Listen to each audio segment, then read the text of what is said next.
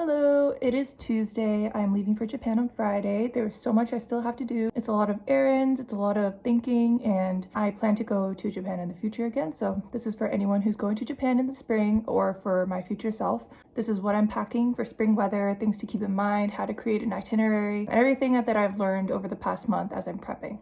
Got my notebook here.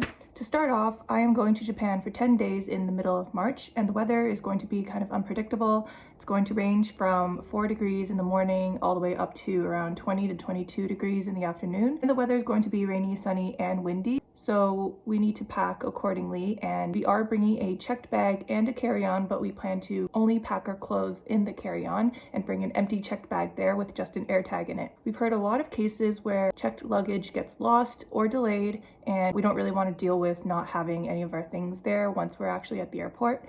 For the checked bag in particular, make sure that it fits size requirements, not just for the airline, but if you plan to take the Shinkansen, the bullet train, there are new size requirements that came out, and the total dimensions can't be over 160 centimeters, so just make sure that you're aware of that. The empty checked bag is going to be for souvenirs, shopping, skincare, matcha, clothing, literally everything that we plan to buy in Japan will fit into that checked bag. In the case that it does get lost, you can just buy another suitcase in Japan and haul it back. And if it really is lost, according to our airline's policy, we will be compensated accordingly. So it's a win-win for us. Okay, so next thing is what we are packing. For me, I am doing more of like a capsule closet because there's not a lot that can fit into a carry-on. So I'm doing tank top, white tee, a denim skirt and jeans, black pants, leggings, a zip up, and then a cardigan. That's it. And almost everything is pretty neutral, so every item can kind of fit with one another. I decided not to take any bulky sweaters because of the limited space that we have. So with that said, for the cold weather, heat tech, great option, doesn't take up a lot of space. And I'm just bringing my most comfortable pair of shoes with me because we plan to do a lot of walking and I know our feet are going to get so tired. So now is not the time to be breaking in new shoes. And on myself, I'll just be wearing my thickest jacket so that I don't have to pack it into my suitcase. And in the case it really gets a lot colder than we expected and what I packed was not enough, we could always just go shop around, get a new jacket.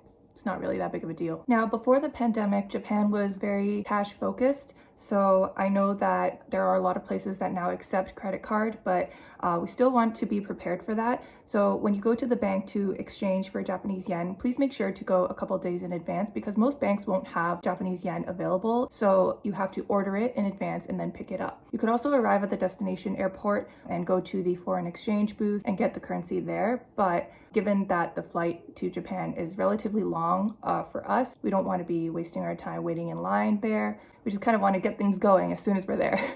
Now for Wi-Fi and data, I've heard different options. There's pocket Wi-Fi, there's eSIMs. We're going the eSIM route. There's an app called Airalo, A-I-R-A-L-O, and it's basically an eSIM app. It's pretty cheap. I'm planning to buy 5 gigs for the week and it should be more than enough. When it comes to booking events or transit tickets or anything like that, make sure you book it in advance. For the JR Rail Pass, if you plan to take the Shinkansen, you should be booking at least 2 weeks in advance because it takes that long for them to mail the exchange pass to you. For us, we're already too late for that, so we'll be picking it up at the airport, which they are currently doing for this year. Again, if you don't want to be waiting in line at the airport, just do it online. It's so much easier.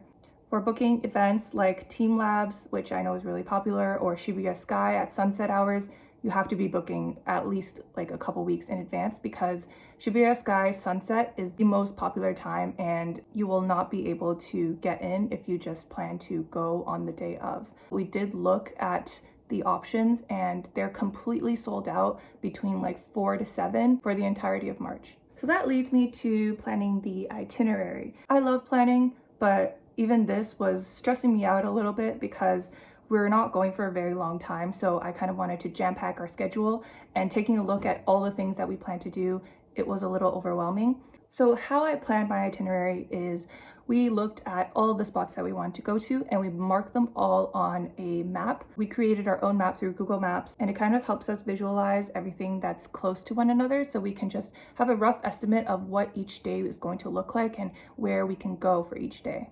That said, we're doing like 4 days in Tokyo, taking the Shinkansen to Kyoto for 2 days and then going to Osaka for 1 day and then heading back to Tokyo.